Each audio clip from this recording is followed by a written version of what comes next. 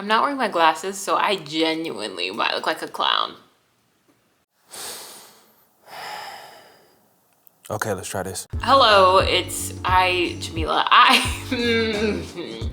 It's been a minute since I've sat in front of a camera, so I'm very interested in seeing how this video is gonna go, but I'm also very excited about it. Today, I'm gonna be doing a ginormous book haul. Over the course of the summer while I was in Tennessee, at basically any store that I walked in that had books, I was buying a book. It was kind of guaranteed.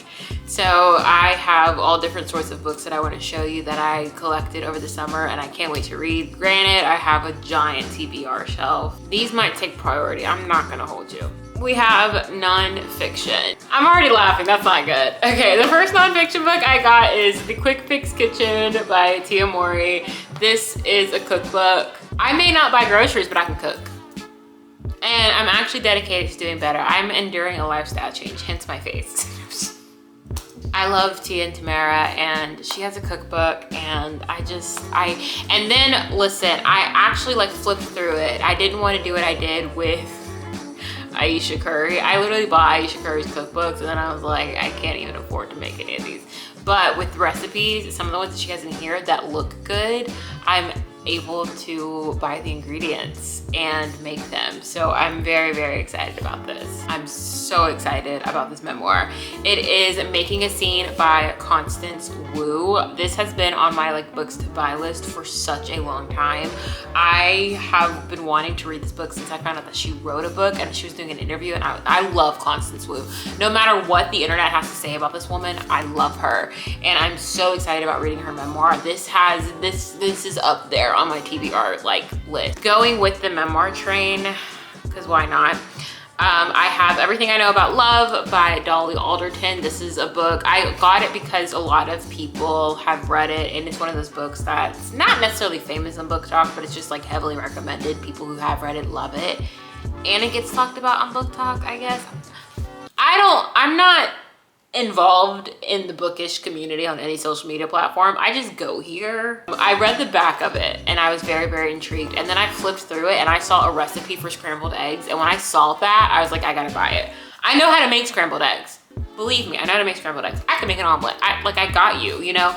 But it was just the fact that it's like in here and this is supposed to be a memoir. And I was like, I don't know, something about that just made me really excited. And I was like, okay, now is my time to buy this book. I have The Age of Magical Overthinking by Amanda Montell. This has been on my books to buy list. This word describes me. I overthink my existence consistently, and I am ready to read this. It says Notes on Modern Irrationality. If there's anyone that is irrational, it's me. I got it from an independent bookstore. It's actually in Nashville. It's called Parnassus Books. I definitely will have like their information below. I kept seeing it in every bookstore I went to, and the vibe of this independent bookstore, it just told me to buy it. It doesn't make sense, but we roll. Last nonfiction book that I got, I'm very excited to read. I definitely feel like it's gonna be a minute before I pick it up and read it, especially given the current political climate here in America. But it is called Black AF History, The Unwhitewashed Story of America by Michael Harriot. Look at this cover.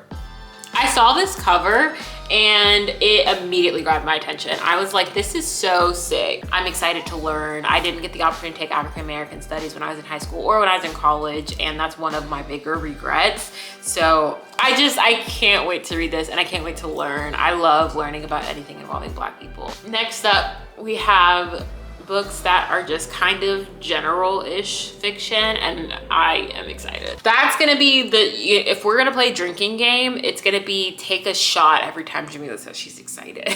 Sex and Rage by Eve Babbitt. Of course, the cover grabbed my attention because it's yellow. That's my favorite color. I immediately was like, what is that?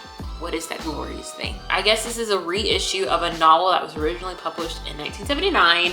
I'm reading the back.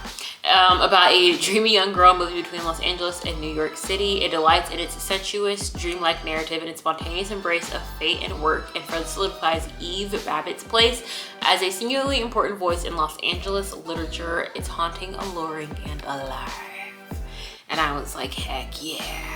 All right, and then I kind of showed this in my New York vlog, but I have the Female Persuasion by Meg. Not even gonna try to say her last name again, because if I can't say it, there's no point in attempting. Basically, it's a novel about power, influence, ego, and loyalty, womanhood, and ambition. It acknowledges the flame we all hope is flickering inside us, waiting to be seen and fanned by the right person at the right time. There's like a long paragraph back here, and I really don't want to read all of it. I'm sure you don't want to hear me read all of it. This book has been mentioned in other books that I've read, so I saw it and I was like, I didn't even know that it was legit a thing, which is really bad. And then I was like, oh my goodness, it's right in front of my face, like, let's do it. Another classic is Go Tell It on the Mountain by James Baldwin. I don't know why I haven't read this. I feel like it's one of those things, just like in my culture, that if you are into reading and you are Black, like, this is one of the books that should be picked up. A very long paragraph, and we got too many books to get through for me to just read every single one. This next book. I walked into Books A Million and it was like a moth to a flame. And I was like, I don't care how poor I am, we're buying it. Spell Shop by Sarah Beth Durst. Look at this cover. That's all it took. All I had to do was see the cover. And I know this is becoming a very common thing now to have the sprayed edges on papers, but this is some of the best work that I've seen. A lush cottagecore tale full of stolen spell books, unexpected friendships, sweet jams, and even sweeter love. I wasn't sure if I should classify this as a romance or as like a general fiction, because there is a love story in it, but there's also like more than that in it, and it has like a whimsical cottagecore fantasy vibe to it. I wasn't sure where to place her, so I just put her in fiction, but she's cute, bruh. All right, and the last book that I have is Honey by Isabel Banta. I wanted this book when I saw it on the Book of the Month ad. Apparently this is her like debut work, and I'm so excited. I'm not gonna hold you, this looks like nipples to me. It's an addictive coming of age story that follows the meteoric rise of pop star Amber Young as she navigates fame and self-discovery. What word did I just say? Self-discovery in the late 90s and early 2000s. So I'm very excited. I'm ready for like the nostalgia of it. If you're not into romance, now is when you click out. Got quite a few romance books. Very, very excited. Okay, so the first one is Take the Lead by Alexis Daria. I got this from Books A Million, as you can see, bargain priced. We love to see it. I read the back of, okay, first off, I looked at the front. I said, we got a little interracial couple going. That's all I needed to hear. Then I read the back and I was like, heck yeah. It's a dance-off novel. There's dancing. I haven't been on YouTube enough for you to know that basically I love dancing and I love dance movies. I've seen the entire Step Up series. I'm such a big fan. Save the Last Dance, we love her. Save the Last Dance 2, questionable at best. I play Just Dance whenever I can. A lot of people are like, oh, I play video games, and they play like actual video games like Zelda and stuff like that. I'm like, oh, I play video games, and they're like, what do you play? And I'm like, I play Just Dance. I love dancing. So to have a romance that is centered around dancing, she's eating it up. Okay, next up we have Only in Forever by Chloe Leese. This is a part of the Bergman Brothers series. There's a lot of books in the series as far as I know, but I saw this one and I just was like, my girl's diabetic, my girl has blue hair, we gotta get it. We gotta get it. I am very excited to read about this. It is Vigo, Bergman and Tallulah Clark. Her name is Tallulah. Her name's Tallulah. It's so beautiful. It's so fitting. I was like, I gotta get it. I gotta get it. And the spine is yellow. So if I like this book, we're adding some color to my bookshelf. I'm very excited to read this. It says home is where the heart is, and we love it. Then I have been wanting this book, or I've been wanting to read this book for a while. It is by Jasmine Guillory. Is it Guillory or Gullery? It says, this fairy tale rom-com mashup is total magic, swoon-worthy from start to finish. And I'm going to, heavy assumption, based off of the roses, her wearing yellow and him wearing blue, that if we're doing a fairy tale kind of situation, it's Beauty and the Beast, which makes me really excited because how are we going to do that? I don't know. This is a big book. It's a floppy book. I love the floppiness of her. That's some sexy floppiness right there. Next up, speaking of interracial, this book, I read the synopsis. Am I saying English words? But I read the synopsis and I was like, hands down, we gotta get it. It is The Light Always Breaks by Angela Jackson Brown. I've never heard anyone talk about this book, but I was like, okay, like this is amazing.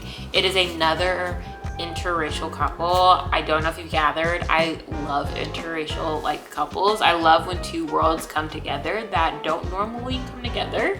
And I'm so excited. So it takes place in 1947, so it's kind of a historical romance. It's very different from other books that I've like read, especially in the romance realm.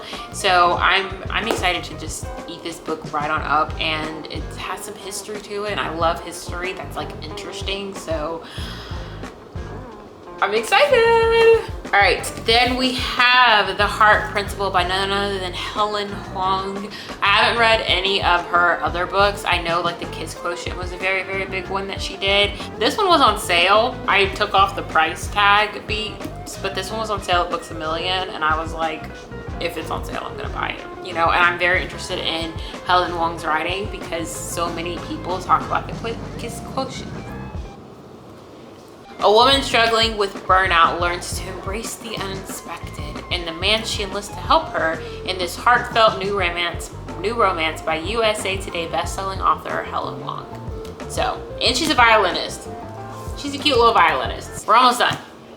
You still with me? Okay. That's good, because I'm barely with me.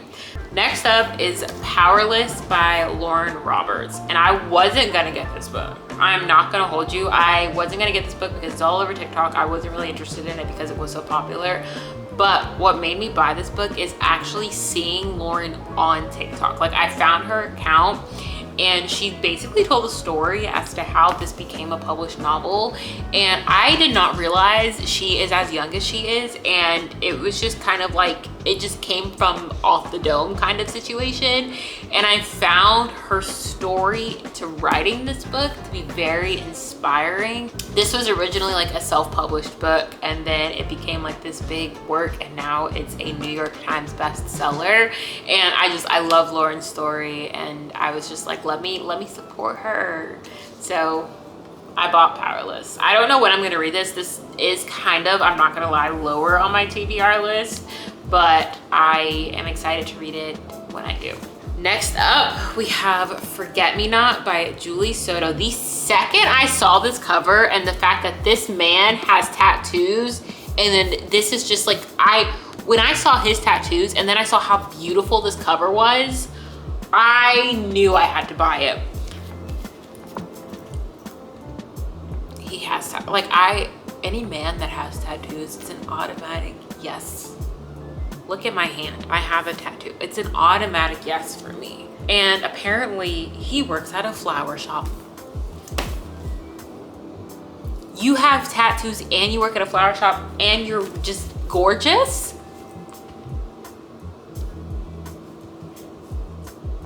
I had to buy it. Okay, and then the very, very last book, you made it this far, might as well just knock her out. We have Terms and Conditions by Lauren Asher. This is book 2 in the Dreamland Billionaire series. I actually bought the fine print after my last book video, which I think was my June and July TBR. I think Target was having like a buy one, you know, their book special. And so I bought the fine print and I ate that up. I ate it up. I loved it, which I was so happy about because honestly, Love Redesigned was so bad. And the fine print was so good. And I was like, now I have to read the second book of the series. So I bought Terms and Conditions and I can't wait to read this one and eat this one up as well. This is Declan and Iris's story. And I just also, one thing that really sold me with the fine print, and I think it's gonna sell me with this one too.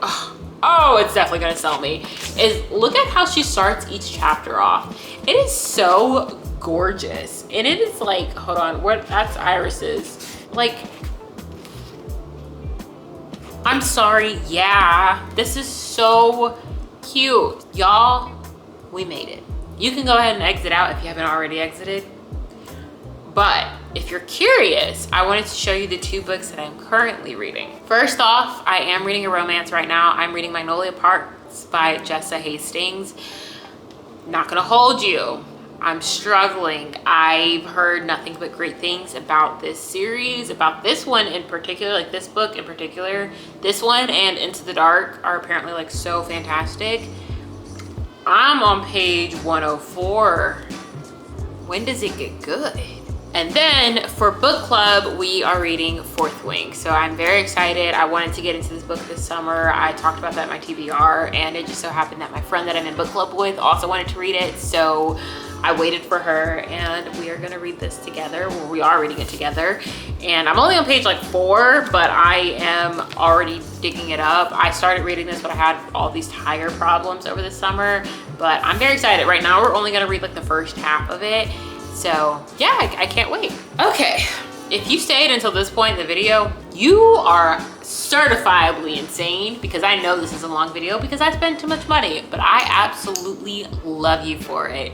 And I am very grateful for you and your attention span. Like, that's kind of crazy, girl, but go off. Now, if you'll excuse me, I talked so much that I am starving, and I'm gonna go eat some food that I'm not supposed to eat, but it's all I have, and I refuse to go out into the hurricane rain and go grocery shopping. So, take care of yourself, be a good human. I don't know what else to say. I'll see you next week. Bye.